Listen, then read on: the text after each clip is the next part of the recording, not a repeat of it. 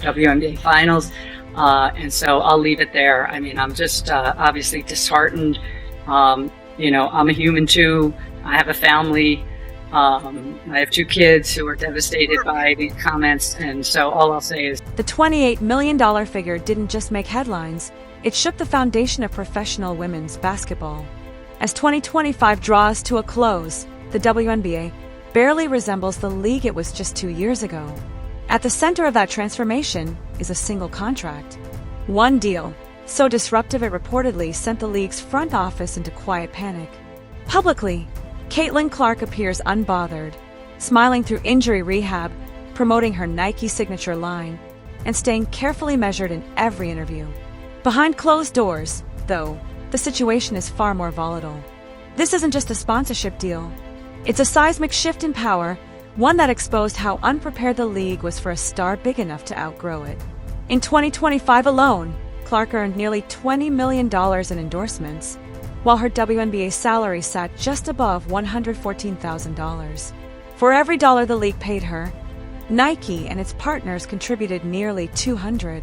That level of disparity is almost unheard of in professional sports, and it sent shockwaves through the league office. Sources say the commissioner was furious, veterans were resentful, and the old power structure collapsed overnight. For decades, the WNBA controlled the narrative: who got marketed, who became a star, and when players were allowed to matter. But with a $28 million war chest and independent revenue streams, Caitlin Clark no longer needed the league's permission. For the first time, the leverage shifted away from the WNBA and toward the player. The tension began the moment Clark left Iowa. What followed was a bidding war unlike anything women's sports had ever seen.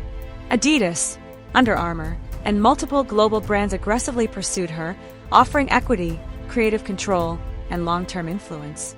Nike ultimately won, locking Clark into an 8-year, $28 million deal, complete with a signature shoe. That last detail mattered most. Signature shoes were once reserved for established legends, not rookies who hadn't played a single professional game. Insiders say the deal wasn't just compensation, it was a declaration.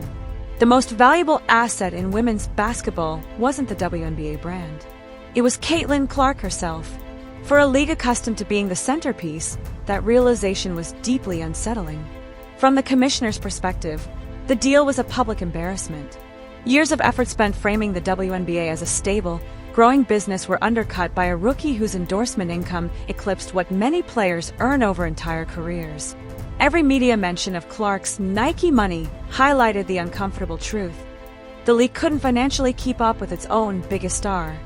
That perception only intensified when injuries sidelined Clark for nearly 70% of the season. Traditionally, extended absences hurt both the player and the league. This time, the opposite happened.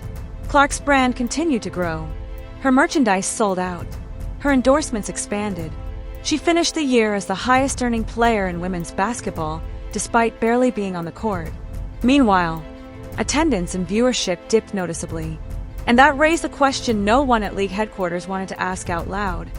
Can the WNBA survive without her? Inside locker rooms, resentment reportedly simmered from the moment Clark arrived. The league's long-standing, wait-your-turn culture collided head-on with the reality of a rookie walking in with a $28 million deal and a signature shoe before playing a single professional minute. And that collision changed everything. Professional minute. Veterans who spent years grinding overseas for modest pay watched Clark arrive to instant wealth and national attention, and many viewed it as fundamentally unfair. That resentment spilled into public debates, fan wars, and an increasingly visible divide between the old guard and the new era. The league wasn't just changing, it was fracturing. Then came the private flight controversy. For decades, players were told charter flights were impossible, too expensive, too unrealistic. Safety concerns were brushed aside, but shortly after Clark's arrival, security risks surged. Media attention intensified, and suddenly $25 million was allocated for charter travel. While the move was objectively beneficial, the optics were brutal. To veterans, it felt like the league ignored their safety for years and only acted once a generational star arrived. Clark became the symbol of new money built on old sacrifices. The tension escalated further with how the league handled excessive physical play against Clark. Critics argue the commissioner's office stayed silent to avoid accusations of favoritism, prioritizing optics over player safety. That strategy backfired. New fans were alienated.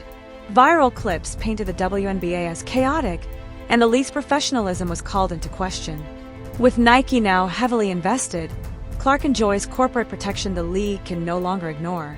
Sponsors reportedly pressured officials to ensure her safety, creating an uncomfortable reality. Outside money now carried more authority than league governance. Officiating only poured gasoline on the fire. Unlike NBA stars, Clark endured constant grabbing, shoving, and full-court harassment with minimal intervention. In trying to balance equality narratives with public perception, the WNBA ended up pleasing no one. Fans saw inconsistency. Players felt confused.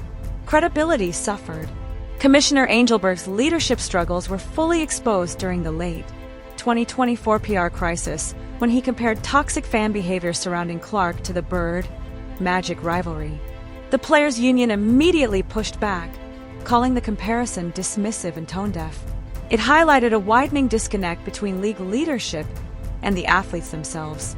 Clark, meanwhile, stayed silent, financially secure, untouched, unbothered. Her restraint only reinforced her leverage. Then came the final blow. The launch of the unrivaled league in early 2025 changed everything. Higher average salaries, shorter seasons, real equity opportunities.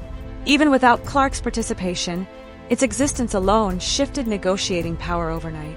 For the first time, WNBA players had a legitimate alternative. The message was clear: the league was no longer the only option.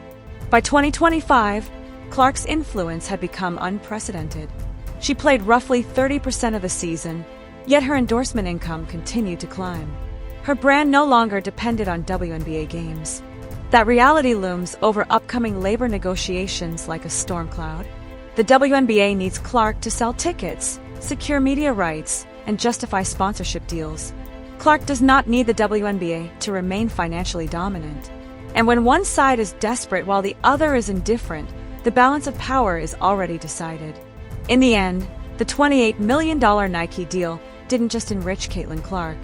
It exposed a system built for a different era, one constrained by outdated salary caps, limited revenue, and centralized control. Clark's wealth, influence, and independence revealed a stark truth the league wasn't ready to face. The WNBA needs Caitlin Clark far more than Caitlin Clark needs the WNBA.